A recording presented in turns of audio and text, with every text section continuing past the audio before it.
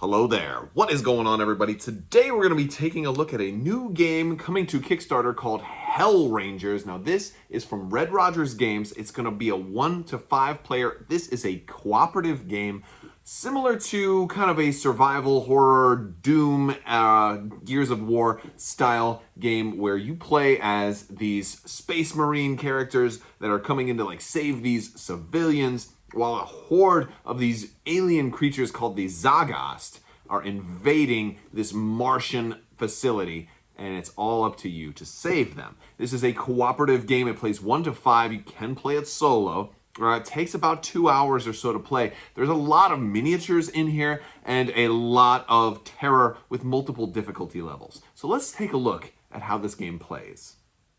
So one of the things you're going to be doing in Hell Rangers is you're going to have this team of these elite space marines, and they're not really called space marines, but they're basically space marines, and you're going to be going around this grid coordinate system here.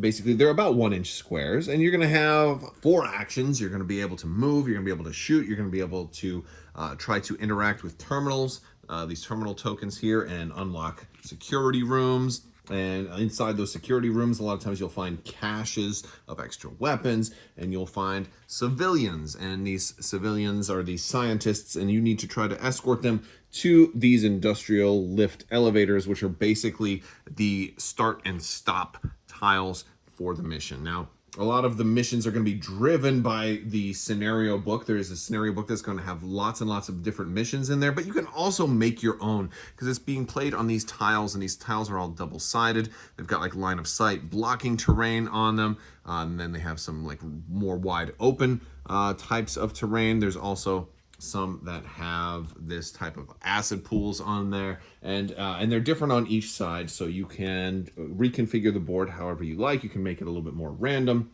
and you can do all of that. So I think I flipped this one around. So, but basically, one of the things you're going to be doing, there we go, is, you're going to be trying to save civilians. You're going to be trying to kill the Zagast, which are different types of, different alien monsters that are going to be spawning. And they're going to spawn every turn. They're going to have an AI system that makes them move until they can get to you, and then they're going to attack. And they come in different colors. There's yellow and orange. Now, these are all prototype. This is all subject to change.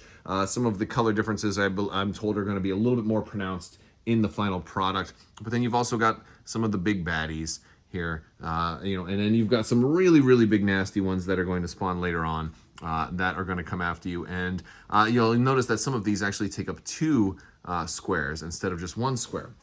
And it uses pretty cool line of sight mechanics where you can't necessarily shoot somebody directly behind someone else, but if they are taller, like this guy's really big, you can shoot there. And it's pretty cool. And you're going to build your own team out of 1 to 5 people. If you're playing by yourself, you can play multiple characters if you want to try solo play, or if you're playing in team play, you can either pick your favorite or go ahead and draft, or however you want to do that. But everybody's going to have their own cards. They're all going to have different equipment decks that go with them, and as well as the ability to get additional cards from things like these caches. There's a whole deck of extra gear that you can find. Look, you can pick up extra incendiary grenades, chemical packs, medical patch, perks. You can get all kinds of extra bonuses in these. And this is a really big deck, so there's a whole lot of different perks that you will be able to get as you play the game. So as you can see here, we've got some of the different character boards, and this is basically a very simple system on how you kind of manage your character. You've got 4 actions per turn, and you can mark those here so you don't forget, because you can divide up your movement. The only action you can only do once per turn is movement. Now this is a little different than in other games, and that's one of the things that makes this type of system that much more strategic and potentially dangerous, is because you can't just run away from all of these creatures. You can only move once per turn. Now your movement's going to be outlined here, so you're going to get 3 movement points on Colonel Cray. So that means basically you can move 3 squares for one of his movements. Now you can break that movement up, so you can like move and then do some shooting and then move some more. But that's why you'll so when you spend 1 point to trigger movement, I'm going to put that there, so now I have 3 actions left. So we can shoot, We can also go ahead and basically stand by or go into Overwatch, which is going to allow us to interrupt the Zagast, because the Zagast are all going to spawn through their AI system at the end of the round, and having Overwatch is going to be really, really important. So it's less in this game, it's less of an optional standby thing and almost mandatory, especially if you're anywhere close to one of the Zagast spawn points, which are going to show up on the map and usually in different corners. So you can also mark which player turn, and this is useful if you're playing like maybe 5 characters all by yourself. You can mark who's kind of gone first and who's gone next, so you don't accidentally activate the same character twice. There's a spot here for extra effects. There is, for example, if you get some type of +1 or -1 melee skill, you can mark those, or maybe no movement or any kind of bonuses or negatives. You'll mark those there, and there's tokens for all of those. And of course, you can track your wounds here at the bottom, and if you take your 4th wound, you're going to be knocked down and will have to be revived. And if somebody has to spend 2 action points to revive you, you come back at about half health, ready to pick up and keep fighting. So, but in addition to all of that, that's just the character board. Pretty simple. You've also got these character cards, and this tells you how many actions you have, because some characters could potentially have more actions than others. And we compare that to maybe like the generic scientist who only has 2 actions. It tells you how many wounds, what your melee skill is, what your ballistic skill, and what your save is. Now, what are these? This is a combat that's using a D10. So the D10 system here, 10-sided die. If I'm going to attack you with a melee weapon, if I'm adjacent to you, next to you, I can roll my 10-sided die. On a 2, I missed. So I would need to roll a 4 or better to be able to hit. So that's basically a swing and a miss. So, and if I were to, wow, I rolled 2 twice in a row. And, wow, I just rolled a 2 again. I think this particular die is got an air bubble in the wrong spot. I'm going to try a different one because that's strange. All right, there we go. Oh, a 3. So, my dice are not good today, so I'm just swinging wildly and missing. But basically, yeah, you'd have to roll that number or higher. And then, of course, you're going to check your weapon card to see how much damage it would do. For example, we've got 2 different weapons. We've got a chain and the chain blade, and then an assault rifle. Now, this is kind of where some of that inspiration from games like Gears of War, where you have the big old chainsaw attached to your gun.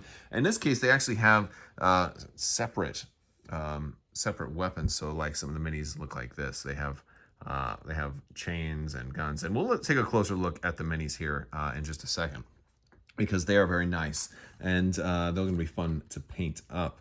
So you've got this Mutilator Blade. It tells you what the range is, how much damage it will do. A lot of these monsters only take 1 damage to kill, so something that can do 2 damage is good for the bigger monsters, because some of the bigger monsters have a lot higher health pools. Like some monsters you have to do like 10 damage to. So having something that can do more than 1 damage is going to be really, really useful. Then, of course, we've got the assault rifle. This is probably the one you're going to be using a little bit more, right? And the cool thing about these also is that it's going to say who it goes to on the back, because you can easily get these cards kind of mixed up. Because everybody is kind of look the same, so it's good in case you get them accident, you don't end up with the wrong weapon, because everybody has their own weapon, and that's one of the things that makes these characters different as well. So so this one, you have to be 8 squares away.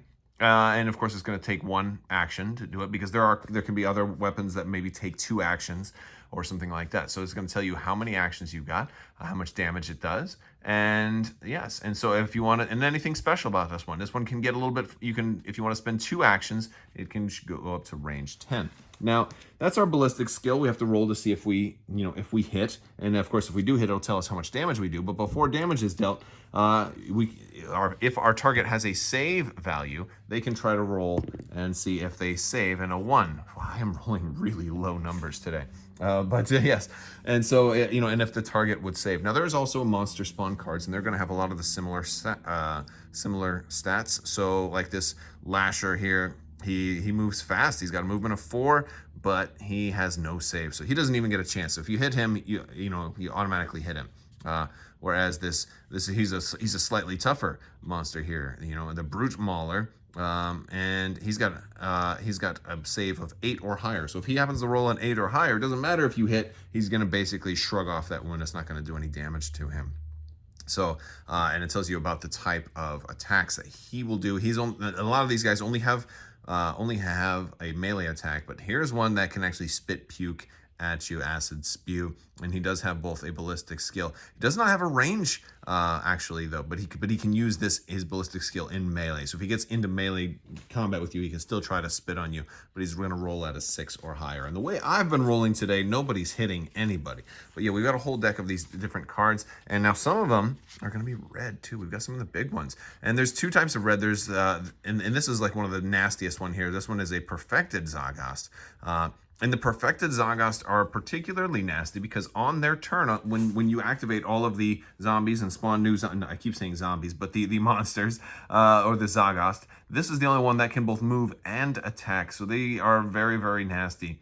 In addition to being able to move and attack, so being very, very deadly, they also, look at, he's got a wound threshold of 10. He can take 10 wounds. And the game comes with extra dice that you will use. You can set those next to your character there and just mark their health, and if you get them up to 6 health there, and you can put more dice on them. But yes, so like that's really nasty. Now most of these creatures, like I said, tend to, one hit will be enough to kill a lot of them. I want to show you some of the perks as well. So when you do go through one of the caches and you pull, you're going to pull from this item and perk deck, and I looked at it briefly, but you can get extra grenades. You can get, and you're going to start with some grenades too. But yeah, you can get extra grenades that way. You can get these different perks. Now you can only use 1 perk per turn. But these can be all kinds of different things, from ignoring wounds to getting extra movement, but you can only use 1 of them per turn. Now, the cool thing about this is there's no limit to how many extra secondary weapons and perks and things you can have. So you can stockpile a lot of these and then start throwing grenades, and then, spend all of your actions in a turn and do a lot of damage, especially if you do get a lot of the enemies, kind of piled up. So you may find yourself overwhelmed before too long, because you'll be running this AI system. The monsters will be moving. They're going to move towards the nearest human. And that's one of the reasons why you want to have an Overwatch token at all times. So this way, when you are moving these guys, you can interrupt. And let's say this scientist was right here, and he was maybe about to get on the elevator and be free, and you didn't want him to die. And then somebody's moving because he's the closest. He goes, all right, 1. And he's about to get to him, and this is where you can be like, no, interrupt, I'm going to shoot you. Well, let's say I'm right there so I can actually see him, so I can spend my Overwatch. I can take a shot at him, which will then distract him and then cause him to start moving towards me to finish his movement. That is very, very important. But then sometimes that just might not be enough, and you might want to shoot some type of grenade launcher. There's a Quake Cracker rocket launcher that leaves a giant blast zone, something like this, so we could potentially, wipe out an entire, almost an entire room's worth of bad guys, or maybe here would be a better spot. So they kind of let you have something like this where you lay that down. Also, you have hazmat barrels that can be placed on the map, and those can be shot, and they will explode, dealing splash damage to nearby Zagast as well. So there's lots of little ways that you can, make the most out of your 4 actions, and by trying to hit, lots of extra bad guys all in once. And that's one of the reasons, I like these cards, like the incendiary grenades. They also do a 4x4, which is kind of another reason that this is marked off here with, like the grenade template 2x2. So it's going to hit, I say 4x4, but basically a 4 square. A 4 block square.